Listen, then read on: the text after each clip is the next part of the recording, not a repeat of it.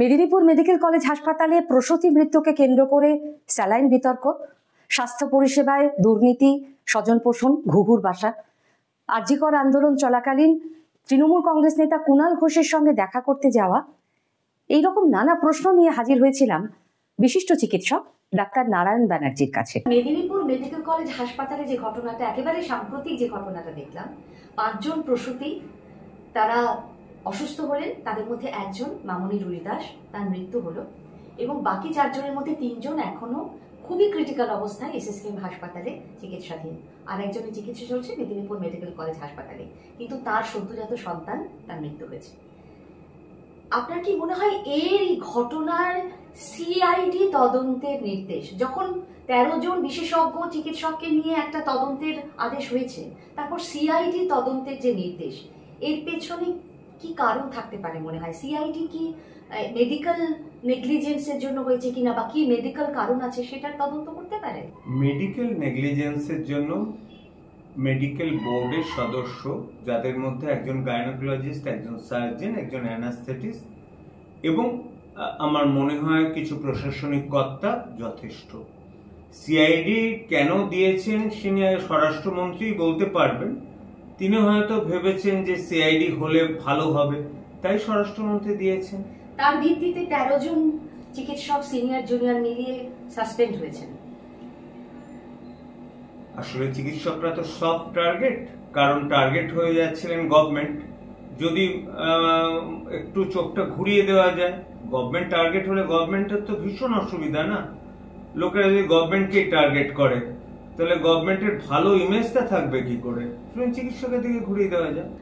প্রতিহিংসার একটা কোথাও গন্ধ পাচ্ছেন অনেকে। ডাক্তাররা কিন্তু এক কাটটা, এবং আজকে ডক্টর পপুলেশন রেশিও বা হসপিটাল বেড ভার্সেস ডাক্তার রেশিওতে পশ্চিমবঙ্গ এই মুহূর্তে অনেক পিছিয়ে। প্লাস যে সমস্ত ডাক্তাররা বেরোচ্ছেন, তাদের ট্রেন্ড হয়ে এই 40টা মেডিকেল কলেজের ব্যবস্থাপনা বুঝতে অনেক সময় লাগবে। সুতরাং আমার মনে হয় না ডাক্তারদের, উনি হয়তো তাৎক্ষণিক রাগের বশে করেছেন, কিন্তু দেখবেন সেটা আর এগোচ্ছে না। কিন্তু সিআইডি যেটা করেছে, যাতে সাসপেন্ড করেছে, তারপর অ্যারেস্ট করা বা এগুলোর দিকে এগোবে না। কারণ একজন অ্যারেস্ট হলে পুরো হেলথ সিস্টেম ভেঙে পড়বে। সমস্ত ডাক্তার কিন্তু আমি বলছি আন্দোলনে নেমে পড়বে। ওখানে অলরেডি জুনিয়র ডাক্তাররা একটা অবস্থান আন্দোলন চালাচ্ছেন। কিন্তু যেটা খুব ইন্টারেস্টিং সেটা হচ্ছে সিআইডি তদন্তে কোথাও পশ্চিমবঙ্গ ফার্মাসিউটিক্যালস, যেটা রিঙ্গার্স ল্যাকটেট স্যালাইনের ব্যাপারে এত কথা আমরা শুনছি, যে বিষাক্ত স্যালাইন, তার প্রয়োগেই এই রকম একটা ঘটনা ঘটে থাকতে পারে প্রসূতি মৃত্যুর, এটা বলা হচ্ছে। কিন্তু ইনভেস্টিগেশনের আওতায় পশ্চিমবঙ্গ ফার্মাসিউটিক্যালসের নাম আমরা দেখিনি। তবে বিশেষজ্ঞ কমিটি যারা তদন্ত রিপোর্ট জমা দিয়েছেন, তারা কিন্তু সন্দেহ প্রকাশ করেছেন যে এটা স্যালাইনের কারণে, বা যে ওষুধ অক্সিটোসিন বা অন্যান্য যে ওষুধ, তার কারণেও হতে পারে। আপনি একটু বুঝিয়ে বলবেন যে কি ভূমিকা থাকে এই রিঙ্গার্স ল্যাকটেট স্যালাইনের, এবং সেটার মধ্যে যদি কোনো বিষাক্ত উপাদান থাকে, বা যদি কোনো তার কোনো সংক্রমণ হয়ে গিয়ে থাকে ভেতরে, তাহলে পরে সেটা কি প্রভাব ফেলতে পারে প্রসূতির শরীরে? রিঙ্গার ল্যাকটেট কিন্তু একটা প্রকৃতপক্ষে ভালো স্যালাইন, যেটা কম পয়সায় আমাদের আইসোটনিক স্যালাইন দেয়। অর্থাৎ প্রসূতির কি দরকার, সেই সময় রক্তক্ষরণ বা কিছু তো তার ব্লিডিং হয়, অন্তত 1 থেকে 1.5 লিটার মতো রক্তরস বেরোয়, সেইটা পূরণ করার জন্য একটা আইসোটনিক ফ্লুইড দেওয়া দরকার। অর্থাৎ যেটা ব্লাডের সমান তার অসমোলারিটি হবে। সেক্ষেত্রে রিঙ্গার ল্যাকটেট কিন্তু এসেনশিয়াল, আইডিয়াল। আমরা মেডিসিনের কেসের ক্ষেত্রেও কিন্তু রিঙ্গার ল্যাকটেট প্রেফার করি যে কোনো পেশেন্টকে চালানোর জন্য।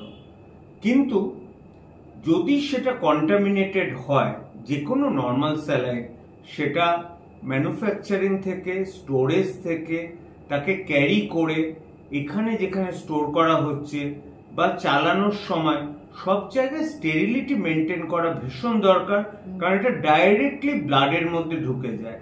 সুতরাং রিঙ্গার ল্যাকটেটে যদি কোনো ইনফেকশন থাকে, সেটা সরাসরি সেপ্টিসেমিয়া করবে, যেটা ডাইরেক্টলি আমরা কিন্তু পোস্টমর্টম রিপোর্টে একদম পেয়েছি যে ডেথ ডিউ টু সেপটিক শক।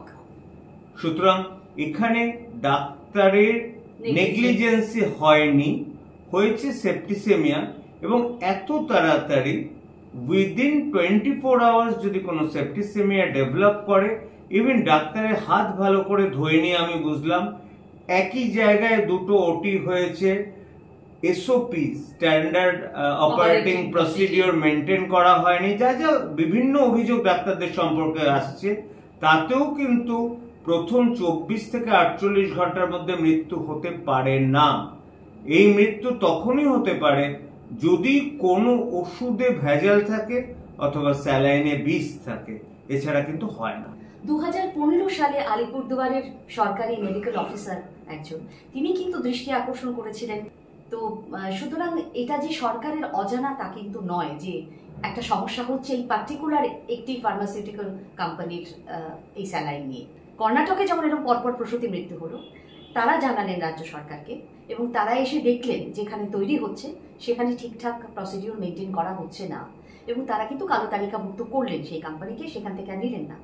সেটাও কিন্তু রাজ্য সরকারের জানা। তারাও পরীক্ষা করালেন, পরীক্ষার ফল কিন্তু সব জায়গায় সমান হলো না। দেখা গেল যে কিছু ব্যাচের ফল ভালো, কিছু ব্যাচ খারাপ। তারপর তারা বললেন যে না, এটাকে তোমরা আর ব্যবহার করো না, কিন্তু ব্যবহার হচ্ছে, এটা তো আমরা দেখছি। সেটা আমাদের 18 মাসে বছর, বা আমরা জানি না কোনটা বেশি ইম্পর্টেন্ট। আমার মনে হয় হেলথ সেক্টরে আমলাদের ভূমিকা অত্যন্ত বাজে। তাদের বিন্দুমাত্র ধারণা নেই হেলথ কিন্তু একটু আলাদা, হেলথের সাথে অন্য কাউকে মেলানো যায় না। আজকে 2024-এর ফেব্রুয়ারি মাসে কর্ণাটক গভর্নমেন্ট কিন্তু ওয়েস্ট বেঙ্গল গভর্নমেন্টের প্রিন্সিপাল সেক্রেটারিকে চিঠি দিয়ে জানিয়েছিল 3 বছরের জন্য ব্ল্যাকলিস্ট করা হলো পশ্চিমবঙ্গ ফার্মাসিউটিক্যালসকে, যে পশ্চিমবঙ্গ ফার্মাসিউটিক্যালসের কিন্তু নিউ দিল্লিরও বিভিন্ন জায়গায় কিন্তু তারা বিভিন্ন কেন্দ্রীয় সরকারের অনুমোদন পেয়েছিল। সুতরাং তারা যদি 3 বছরের জন্য নিষিদ্ধ করে বেঙ্গল গভর্নমেন্টকে এপ্রিল বা মার্চে জানায় 2024-এ, তারপর এতদিনেও কেন তার বিরুদ্ধে তদন্ত হলো না? সেটার জন্যই একটা সিআইডি বসানো হোক না, সিআইডি সেটাই করে দেখুক না, তাহলেই তো বোঝা যাবে আসলে গোড়ায় গলদ।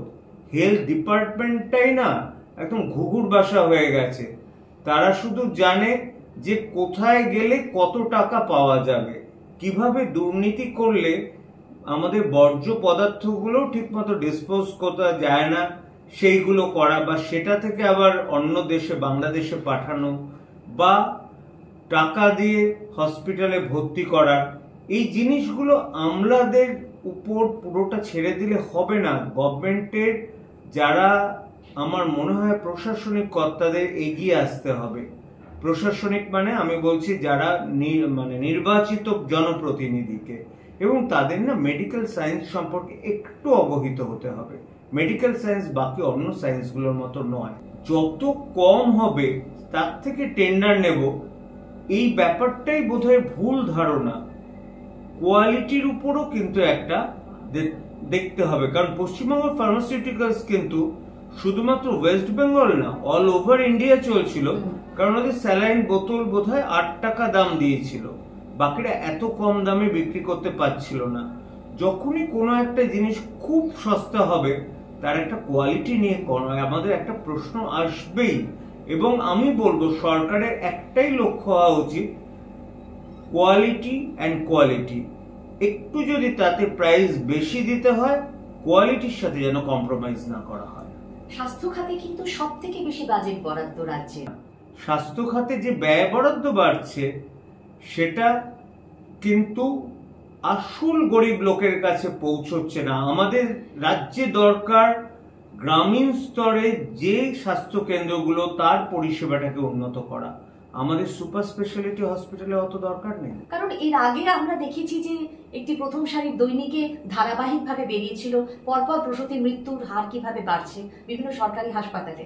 তখনও কিন্তু সতর্ক হওয়ার যথেষ্ট সুযোগ ছিল, কিন্তু তার কোনো ফল আমরা দেখতে পাইনি। দেখুন, যে কোনো মেটার্নাল ডেথ, প্রসূতির মৃত্যু কিন্তু অডিট করা হয়, সার্জিক্যাল ডেথ বা মেডিকেল ডেথে হয় না।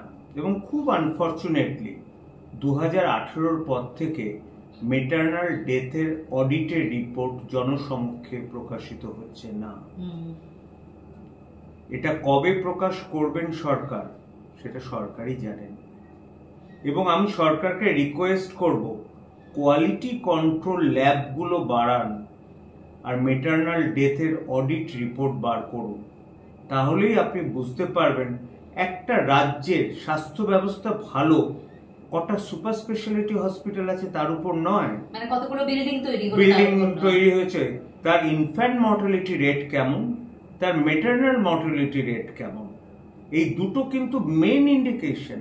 আপনি বিশেষ করে আমরা দেখেছি যে যখন আমরণ অনশন কর্মসূচি গ্রহণ করলেন এই জুনিয়র ডাক্তাররা, তখন তাদের যে একের পর এক স্বাস্থ্য খারাপ হতে শুরু করলো, একের পর এক ডাক্তার তারা চিকিৎসক তারা হাসপাতালে ভর্তি হতে শুরু করলেন, আপনি নিজের উদ্যোগে তখন শাসক দলের যিনি একজন নেতা কুণাল ঘোষ তার কাছে গেলেন, শুধুমাত্র যাতে একটা দরজা খোলে, এরাও অনর, প্রশাসন অনর, এটা যেন না হয়, একজন অন্তত যদি এগিয়ে আসে, এইরকম একটা উদ্যোগ আপনি ব্যক্তিগতভাবে নিলেন বলে আমরা শুনেছি, যেটা কি সিনিয়র কি জুনিয়র কেউই কিন্তু ভালো চোখে দেখেনি এবং প্রত্যেকেই সমালোচনা করেছে।